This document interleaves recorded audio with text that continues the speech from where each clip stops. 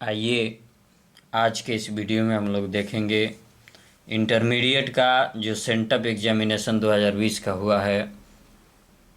उस पेपर को हम लोग करेंगे और ये पेपर बहुत ही अच्छे क्वालिटी का है, अच्छे ढंग का है, जो आपके एनुअल एग्जामिनेशन में 2021 में आ सकता है। इसमें से कुछ प्रश्न और आप इसको बहुत ही अच्छे ढंग से देखिए ताकि आपको जो भी डाउट की हो, दिक्कत हो, परेशानियां हो, वो सब कुछ क्लियर हो जाए।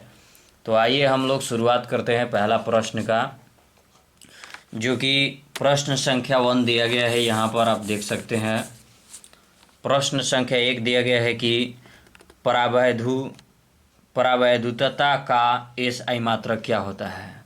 तो परावैधुतांक का एसआई मात्रक क्या होता है? ऑप्शन दिया गया है न्यूटन के पावर -1, कूलम के पावर -1 या meter square. B number option दिया है newton coulomb square meter square. C number option दिया गया है न्यूटन कूलम के पावर -2 मीटर स्क्वायर। और डी नंबर ऑप्शन दिया गया है कूलम स्क्वायर न्यूटन के पावर -1 मीटर के पावर -2। सही आंसर जो है आपका डी नंबर ऑप्शन हो जाएगा। सही आंसर क्या होगा? डी नंबर ऑप्शन हो जाएगा। इसके बाद है नंबर 2, दूसरा क्वेश्चन दिया गया है। देखेंगे आप दूसरा क्वेश्चन। आवेशित संधारित्र की दोनों पट्टिकाओं के कुल आवेशों का योग होता है। आवेशित संधारित्र की दोनों पट्टिकाओं के कुल आवेशों का योग कितना होता है? तो यहाँ ऑप्शन दिया गया है 0 है, 1 माइक्रोकूलम है। सी नंबर ऑप्शन में 1 कूलम है और डी नंबर ऑप्शन में अनंत है। तो कहा गया कि आवेशित संधारित्र की दोनों पट्टिकाओं के बीच कुल आवेश और कुल आवेश का जो मान होता है वह 0 हो जाता है। तो सही आंसर हो जाएगा 0 हो जाएगा। ठीक है, आइए अगले क्वेश्चन नंबर 3 में हम देखेंगे। तो क्वेश्चन नंबर 3 है, यहाँ से आप देखेंगे क्वेश्चन 3 को, और यहाँ आप देख रहे होंगे कि धारावाही चालक के अंदर इलेक्ट्रॉन की गति होती है। धारावाही चालक के अंदर इलेक्ट्रॉनों की गति किस प्रकार की होती है? ठीक है, तो ऑप्शन दिया गया है समरूप होती है, त्वरित होती है, या अपवाही होती है, या अवमंदित होती है। तो धारावाही चालक के अंदर जो इलेक्ट्रॉनों की गति होती है वह अपवाही होती है। सही आंसर हो जाएगा अपवाही होता है।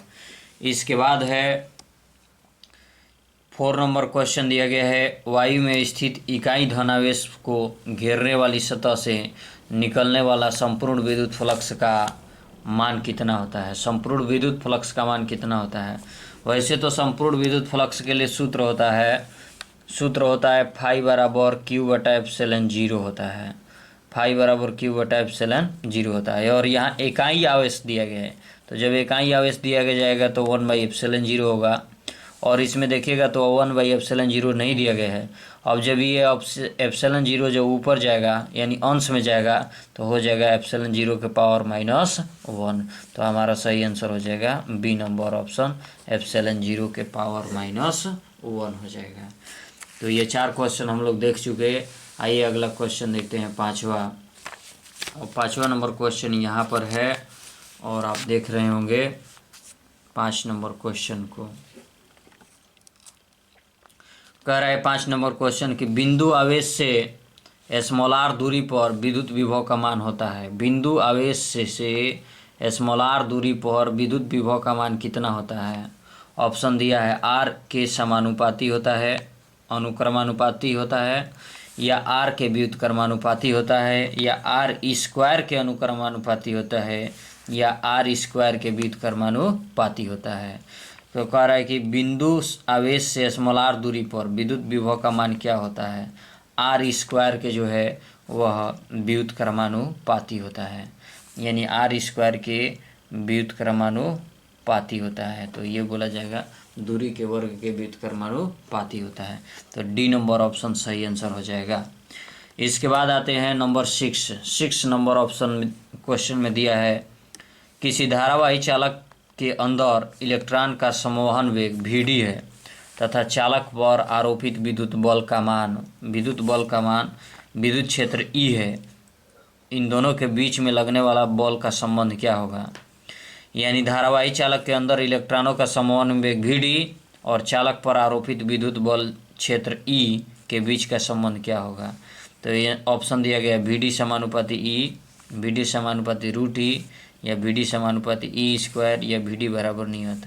तो इसका आंसर हो जाएगा Vd जो है समानुपाती होगा E के, Vd समानुपाती E हो जाएगा।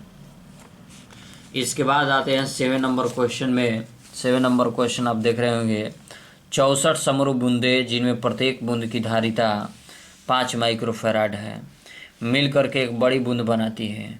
बड़े बूंद की धारिता क्या होगा, 25 माइक्रोफैराड होगा या 4 माइक्रोफैराड या 164 माइक्रोफैराड या 20 माइक्रोफैराड। तो सही आंसर हो जाएगा आपका 20 माइक्रोफैराड आंसर हो जाएगा। तो आइए चलते हैं अगला क्वेश्चन में। अगला क्वेश्चन हो जाएगा हम लोगों का 7 नंबर के बाद 8 नंबर क्वेश्चन। तो 8 नंबर क्वेश्चन को हम लोग देखेंगे यहाँ से। 8 नंबर क्वेश्चन दिया गया है कि विभवमापी से मुख्यतः मापी जाती है। विभवमापी से किसको मापा जाता है, धाराओं को, प्रतिरोधों को, विभवांतर को, या इनमें से कोई नहीं। तो विभवमापी से विभवांतर को मापा जाता है, ये सही आंसर होगा। विभवमापी से किसको मापा जाता है, विभवमापी से विभवांतर को। इसके बाद है अगला क्वेश्चन 9 नंबर। एक तार का प्रतिरोध कैपिटल R है, इसे खींच करके व्यास आधा कर दिया जाए तो तार का प्रतिरोध कितना होगा। कह रहा है कि एक तार का प्रतिरोध कैपिटल R है और खींच करके उसका व्यास आधा कर दिया जाएगा। तो जब व्यास को आधा करेंगे तो उसकी लंबाई जो है दुगनी हो जाएगी, और जब लंबाई दुगनी हो जाएगी तो उस स्थिति में तार का प्रतिरोध क्या होगा। तार का नया प्रतिरोध के लिए सूत्र होता है R' बराबर, यानी नया प्रतिरोध बराबर N² × R। पहले का प्रतिरोध R है और जब व्यास को आधा किया जाएगा, व्यास को आधा करेंगे तो उसकी लंबाई दुगनी हो जाएगी, तो 2 का स्क्वायर कर दीजिएगा। तो 2 दूनी के 2 का स्क्वायर × R, यानी 2 दूनी के 4 × R हो जाएगा। तो ये आपका जो मान है 4 × R हो जाएगा। कितना हो जाएगा, 4 × R हो जाएगा। इसके बाद है अगला क्वेश्चन में हम चलते हैं। 9 नंबर क्वेश्चन हो गया, 10 नंबर क्वेश्चन की ओर चलते हैं। तो 10 नंबर क्वेश्चन आप देख रहे हैं। 10 नंबर क्वेश्चन आप देख रहे होंगे कि एक आवेश q विद्युत क्षेत्र E तथा चुंबकीय क्षेत्र B की संयुक्त उपस्थिति में गतिमान हो तो उस पर लगने वाला बल का मान क्या होगा। EQ हो जाएगा या Q × वेक्टर V × B होगा, या Q बाहर है vector E + vector V × B हो जाएगा। तो सही आंसर जो है यही होगा कि Q कोष्ठ में vector E + vector V × B, VV sin theta होता है। तो सही आंसर हो जाएगा हमारा C number option, VV sin theta, जो कि E + वेक्टर V × B को प्रदर्शित करता है। इसके बाद है 11 नंबर क्वेश्चन। अगर दो आवेशों के बीच की दूरी बढ़ाई जाती है तो उनकी विद्युत स्थिति ऊर्जा का मान कितना होता है। अगर दो आवेशों के बीच की दूरी बढ़ाई जाती है तो उनकी विद्युत स्थितिज ऊर्जा का मान जो है घटने लगता है। अब घटता है कैसे, मैं आपको एक सूत्र बता देता हूँ कि स्थितिज ऊर्जा के लिए एक सूत्र आता है U बराबर 1/4πε0 Q1 Q2/R होता है। तो R जब बट्टा में हो गया, इसका मतलब ये है कि अगर दो आवेशों के बीच की दूरियां बढ़ाएंगी तो उनके स्थितिज ऊर्जा का मान जो है घटता है। तो सही आंसर हो जाएगा A नंबर ऑप्शन, घटता है। आगे चलते हैं 11 क्वेश्चन नंबर के बाद 12 नंबर क्वेश्चन पे। तो 12 नंबर क्वेश्चन आप देखेंगे, बिल्कुल अच्छा क्वेश्चन है। दो प्रतिरोध कैपिटल R एवं 2R को एक विद्युतीय परिपथ में श्रेणी क्रम में जोड़ा जाता है। कैपिटल R एवं 2R में ऊष्मीय ऊर्जाओं का अनुपात क्या होगा। कैपिटल R एवं 2R में ऊष्मीय ऊर्जाओं का अनुपात क्या होगा। ये श्रेणी क्रम में जोड़े गए हैं। तो देखिए ऊष्मीय ऊर्जाओं का अनुपात निकालना होता है तो H बराबर I² × R2 के सूत्र से निकालते हैं। H बराबर हो जाएगा I² R × T होगा। अगर H1 की बात करें तो I² R × T हुआ। अगर H2 की अगर हम बात करें तो I², यहाँ R के जगह पे 2R लिखना पड़ेगा, 2R × T होगा। और दोनों के जैसा कि आप अनुपात निकालना है, H1/H2 करेंगे, I² से I² T से T कटेगा, आर से आर कट जाएगा तो क्या बचेगा, 1/2 बचेगा। तो जब 1/2 बचेगा तो वही हमारा अनुपात हो जाएगा, यानी सही आंसर हो जाएगा 1:2 होगा। सही आंसर क्या हो जाएगा, 1:2 हो जाएगा। ठीक है, आगे बढ़ते हैं अगले क्वेश्चन की ओर। 13 नंबर क्वेश्चन में आप देख रहे होंगे 6 माइक्रोफैराड धारिता के 3 संधारित्र उपलब्ध है, उनके संयोजन से प्राप्त न्यूनतम एवं अधिकतम धारिता क्या होगा। अगर 6 माइक्रोफैराड का संधारित्र है और उन्हें श्रेणी क्रम में जोड़ा जाएगा तो श्रेणी क्रम में जो सूत्र होता है 1/c करके होता है, यानी 1/c' बराबर 1/c1 plus 1/c2 plus 1/c3 होगा। तो 1/6 प्लस 1/6 प्लस 1/6 3 बार जोड़ेंगे तो जोड़िएगा तो इसका सबसे न्यूनतम जो मान आएगा वो 2 हो जाएगा। और उसी को सब श्रेणी क्रम में जोड़ देंगे, उसी को जब हम समानांतर क्रम में जोड़ेंगे, यानी धारिता को समानांतर क्रम में जोड़ेंगे तो तीनों एक साथ जुड़ेगा, 6 6 12 36 18। तो इसका सही आंसर हो जाएगा सी नंबर ऑप्शन, 2 माइक्रोफैराड तथा 18 माइक्रोफैराड। इसके बाद आते हैं हम 14 नंबर क्वेश्चन में। आप देख रहे होंगे 14 नंबर क्वेश्चन। तो 14 नंबर क्वेश्चन जो दिया है, एक प्रत्यावर्ती धारा I बराबर 60 sin 100 पाई टी है में धारा के मूल माध्य वर्गमान का मान ज्ञात कीजिए। तो मूल माध्य वर्गमान के लिए सूत्र होता है आई आर एम एस बराबर होता है I0/√2। यहाँ देखिए I0 का मान 60 है तो 60/√2 कर देना है।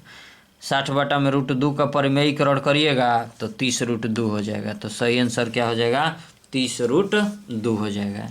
ये 60/√2 है, यहाँ 60√2 दिया है तो ये गलत है। तो इसका जब परिमेयीकरण करिएगा तो 30√2 हो जाएगा। तो सही आंसर क्या हो जाएगा, बी नंबर ऑप्शन हो जाएगा। ठीक है, आगे बढ़ते हैं 15 नंबर क्वेश्चन की ओर। तो ध्यान से देखेंगे आप लोग। 15 नंबर क्वेश्चन में दिया गया है एल आर देख रहे हैं आप। एल आर श्रेणी क्रम संयोजन की प्रतिबाधा क्या होता है। एल आर श्रेणी क्रम, जब एल आर परिपथ रहता है तो क्या होगा, R² L² ओमेगा² या R+L ओमेगा या रूट में RL ओमेगा। इसका सही आंसर हो जाएगा रूट में R² प्लस L² ओमेगा²। ये सही आंसर होगा डी नंबर ऑप्शन। कौन सा, डी नंबर ऑप्शन सही हो जाएगा। R² रूट में R² L² ओमेगा² हो जाएगा। इसके बाद है 16 नंबर क्वेश्चन। निम्न में कौन सी किरणें चुंबकीय क्षेत्र के द्वारा विक्षेपित नहीं होती है। कौन सी इसमें से किरण है जो चुंबकीय क्षेत्र से विक्षेपित नहीं होती है। अल्फा किरणें कि बीटा किरणें, गामा किरणें कि धन किरणें। देखिए अल्फा, बीटा और धन किरणें ये किसी न किसी चुंबकीय क्षेत्र में या विद्युतीय क्षेत्र में विक्षेपित होती रहती है, लेकिन गामा किरणों में किसी प्रकार का कोई गुण नहीं पाया जाता है, न धनावेश का न ऋणावेश का, इसलिए यह किसी भी तरफ विक्षेपित नहीं होती है। तो सही आंसर हो जाएगा आपका सी नंबर ऑप्शन, गामा की किरणें। आगे चलते हैं अगले क्वेश्चन में। अगला क्वेश्चन आप देखेंगे 17 नंबर क्वेश्चन है और 17 नंबर क्वेश्चन में ये दिखाया गया है कि चोक कुंडली के शक्ति गुणांक कितना होता है। चोक कुंडली का शक्ति गुणांक का मान कितना होता है। चोक कुंडली का शक्ति गुणांक ऑप्शन दिया है 1/2, 1, 0, 2। तो चोक कुंडली जो है वाटहीन धारा के सिद्धांत पर काम करता है, इसलिए इसका जो शक्ति गुणांक का मान हो जाएगा 0 हो जाता है और सही आंसर क्या होगा, 0 हो जाएगा। आइए अगले क्वेश्चन को देखते हैं। बायो सावर्ट के नियम का गणितीय रूप क्या होता है। मैं बायो सावर्ट के नियम का गणितीय रूप के लिए आपको डायरेक्ट सूत्र बता रहा हूँ और इस ऑप्शन में से हमको खोज लेना है। देखिए बायो सावर्ट के नियम का गणितीय व्यंजक होता है dV बराबर μ0/4 पाई आइडियल साइन θ/r² होता है। आइडियल साइन θ/r² होता है, जबकि इसमें किसी ऑप्शन में दिया नहीं है। अब हमको खींचना, इसमें खोजना है कि dV बराबर μ0/4 पाई आइडियल साइन θ/r² कौन होगा। आइए पहला ऑप्शन को जानते हैं। μ0/4 पाई आई dl IR के बीच में क्रॉस दिया है, क्रॉस प्रोडक्ट जो होता है वो साइन को प्रदर्शित करता है। तो dl है तो dlr रहेगा और साइन थीटा जोड़ देना है। कब, जब क्रॉसवा हटाएंगे तब।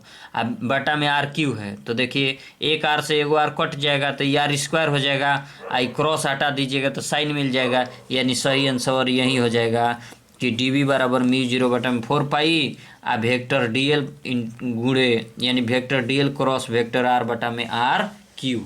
अब इसको रूपांतरित कर लीजिएगा तो आपका मान मिल जाएगा dv बराबर μ0/4 आई dl साइन थीटा बटा में r स्क्वायर। एक बार से एक बार कट जाएगा तो ये r स्क्वायर हो जाएगा। तो यही हमारा सही आंसर हो जाएगा। आगे चलते हैं 19 नंबर क्वेश्चन में। तो 19 नंबर का क्वेश्चन आपको दिख रहा होगा। निकेल है, निकेल कैसा पदार्थ है? निकेल कैसा है? चुंबक, अनुचुंबकीय, प्रतिचुंबकीय, लौ चुंबकीय, इनमें से कोई नहीं। और निकेल का लोहा, निकेल, कोबाल्ट, ये सब लौ चुंबकीय पदार्थ होता है। तो सही आंसर हो जाएगा लौ चुंबकीय पदार्थ है। कौन कौन? लोहा, निकेल, कोबाल्ट होता है। इसमें निकेल पूछा गया है तो लौ चुंबकीय पदार्थ होगा। आगे बढ़ते हैं 20 नंबर क्वेश्चन पे। तो 20 नंबर क्वेश्चन जो आप देख रहे हैं, चुंबकीय याम्योत्तर एवं भौगोलिक याम्योत्तरों के बीच का कोण कितना होता है? चुंबकीय याम्योत्तर और भौगोलिक याम्योत्तरों के बीच का कोण कितना होता है? बीच के कोण को क्या कहते हैं? नमन कोण या दिक्पात कोण या चुंबकीय क्षेत्र के क्षैतिज घटक या आभासी नमन कोण? तो ये सही आंसर हो जाएगा दिक्पात कोण कहते हैं। कौन सा कोण कहते हैं? तो दिक्पात कोण कहते हैं। आइए 21 नंबर क्वेश्चन को हम देखते हैं। बहुत ही इम्पोर्टेंट क्वेश्चन है ये। किसी द्रव्यात्मक माध्यम में विद्युत चुंबकीय तरंग की चाल निर्भर नहीं करती है। द्रव्यात्मक माध्यम में विद्युत चुंबकीय तरंग की चाल किस बात पर निर्भर नहीं करती है? तरंगदैर्ध्य पर, आवृत्ति पर, तीव्रता पर या परावैद्युतांक पर? तो देखिए, किसी भी द्रव्यात्मक माध्यम में विद्युत चुंबकीय तरंग की चाल तरंगदैर्ध्य पर, आवृत्ति पर, परावैद्युतांक पर, ये तीनों पर निर्भर करती है, लेकिन तीव्रता के मान पर निर्भर नहीं करती है। तो सही आंसर हो जाएगा तीव्रता पर।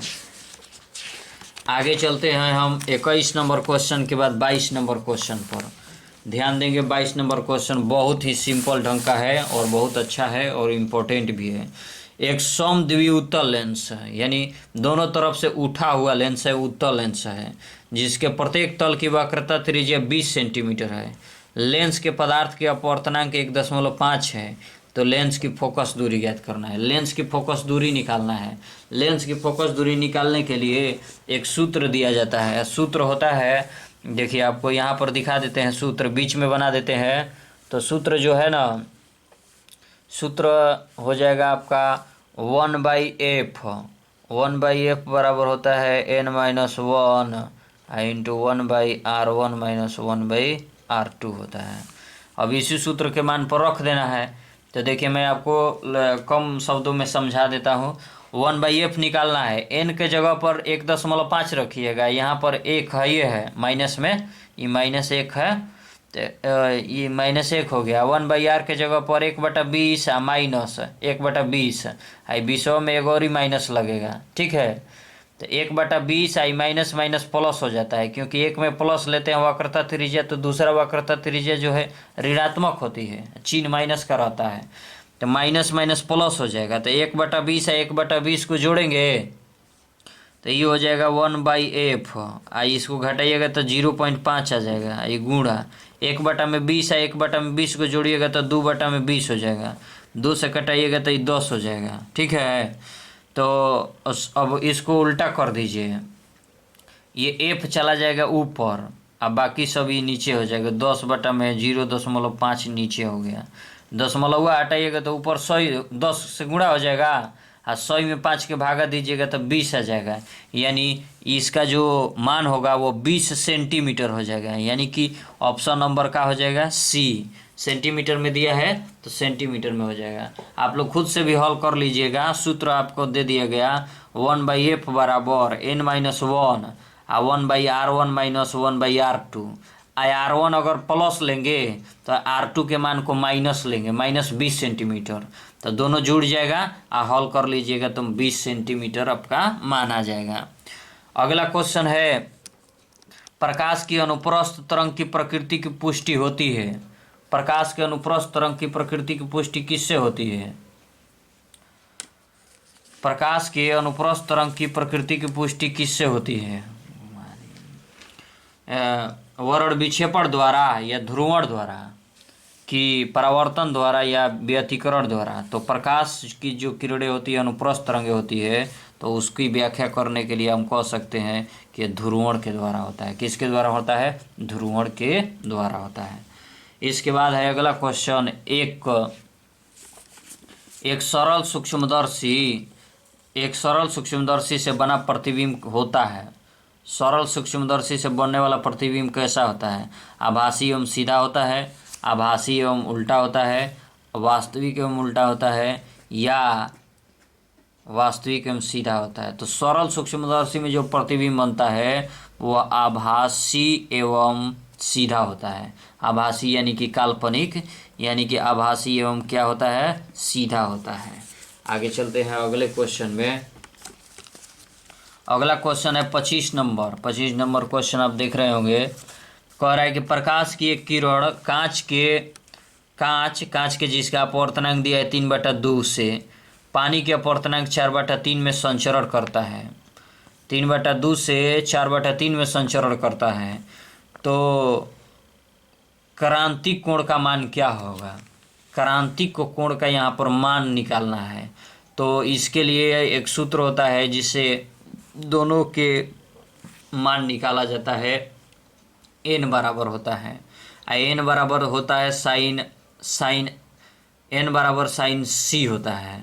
वहाँ पर क्रांतिक कोण का मान रखना होता है। तो इसका सही आंसर जो है साइन इनवर्स 9/8 हो जाएगा।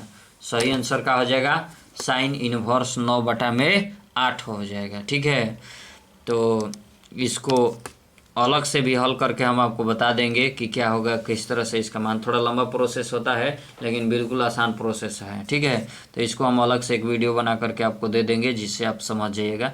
विधिवत तरीके से हल करके आपको बताऊंगा तो किस तरह से इसको हल करेंगे।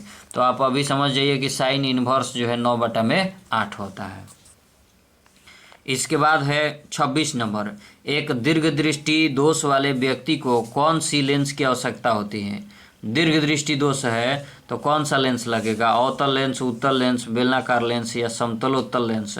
तो दूर दृष्टि दोष है चाहे दीर्घ दृष्टि दोष है तो उसमें जो है उत्तल लेंस का उपयोग करना पड़ता है। तो सही आंसर हो जाएगा उत्तल लेंस लगाना पड़ेगा।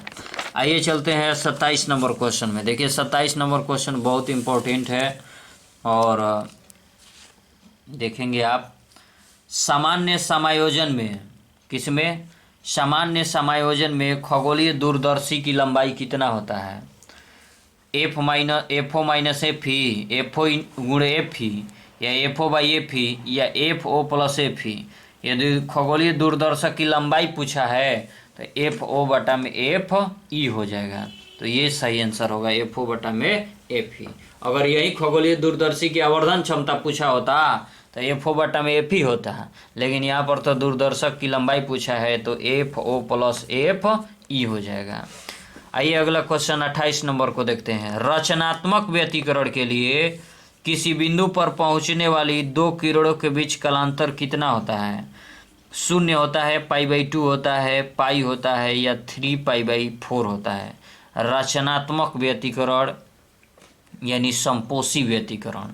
तो समपोषी व्यतिकरण में अगर एक ही बिंदु पर दो कालांतर पहुंचता है तो उस स्थिति में कालांतर का मान जो होता है 0 हो जाता है। ठीक है, अगला क्वेश्चन है 29 नंबर। प्रकाश किरण के तीखे कोण से मुड़ने की घटना को क्या कहते हैं?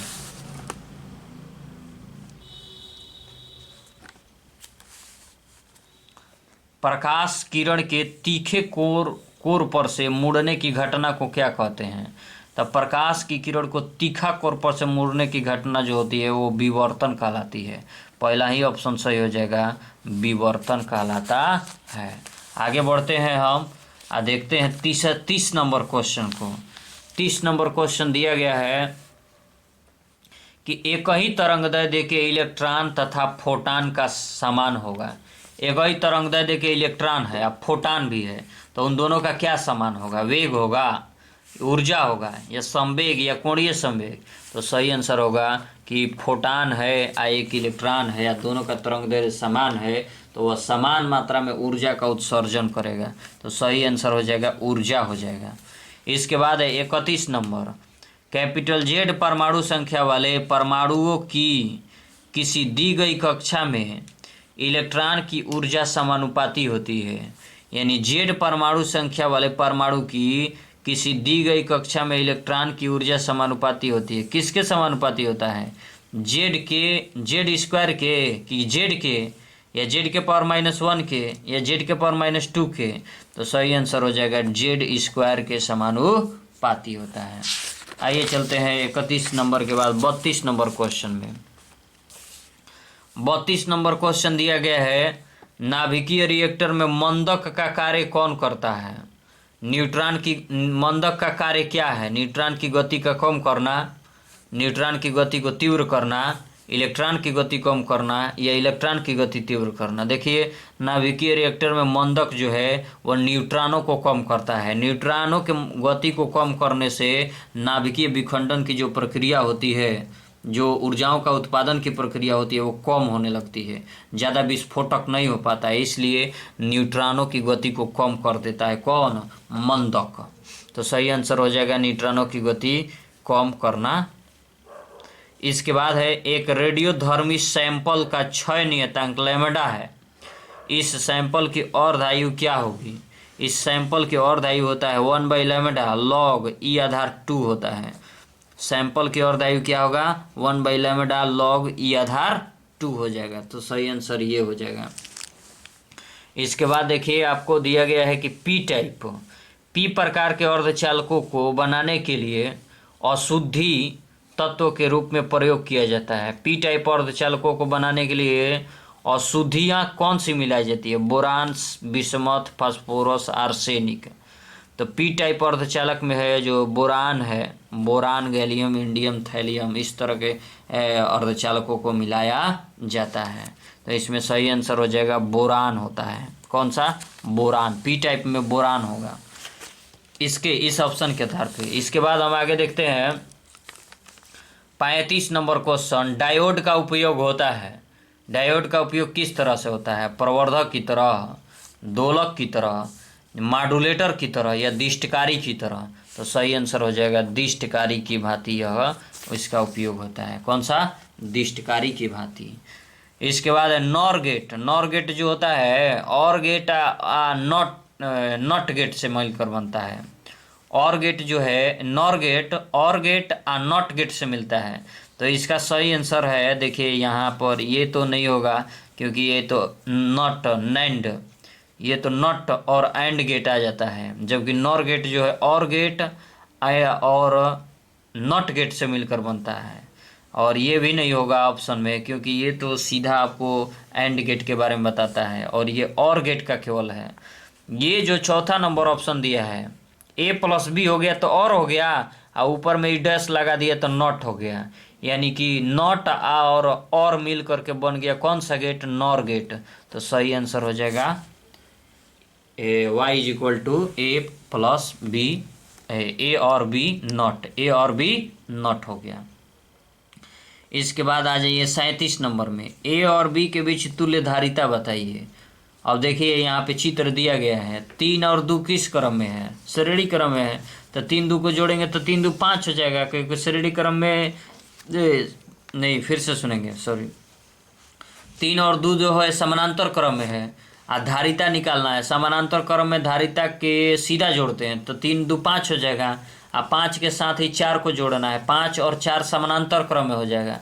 तो दोनों को अपोजिट साइड से जोड़िएगा तो 5 और 4 को, तो 5 और 4 को जोड़िएगा। तो मैं आपको यहाँ पे जोड़ करके दिखा देता हूँ, आप लोग देख लीजिए। ये हो जाएगा 1/c बराबर, इस 3 2 5 हो जाएगा तो 1/5, ये 1/4, 5 4 का एलसीएम करेंगे 20, ये हो गया 1/c। अब 5 से भागा दीजिएगा तो 4 हो जाएगा, ये 5 हो जाएगा, यानी 9/20 आएगा। दोनों को उल्टा कर दीजिए, उल्टा करिएगा तो c बराबर हो जाएगा 20/9, तो 20/9 आपका आंसर हो जाएगा। देखिए सी नंबर ऑप्शन में दिया है 20/9, कौन नंबर ऑप्शन हो जाएगा? 20/9, यानी कि सी नंबर ऑप्शन हो जाएगा आपका सही आंसर 20/9। तो चलिए 37 क्वेश्चन हम लोग कर लिए और थोड़ा सा बचा है, 42 तक पहुंचना है हम लोगों को। ज़्यादा टाइम नहीं लिया जाएगा, बस और थोड़े से टाइम में हो जाएगा। 10.25 का 25 का द्विआधारी समतुल्य अंक क्या होगा? 25 का द्विआधारी अंक में मान कितना होगा? देखिए, जो भी द्विआधारी वगैरह बनाना होता है उसको हम लोग इस तरह से बनाते हैं। आप देख सकते हो यहाँ पे दिखाई दे रहा होगा। चलो यहाँ पे कर देते हैं। 25 यहाँ पर ले लेंगे हम लोग और दोनों तरफ से भाग देंगे। 2 से भागा दीजिए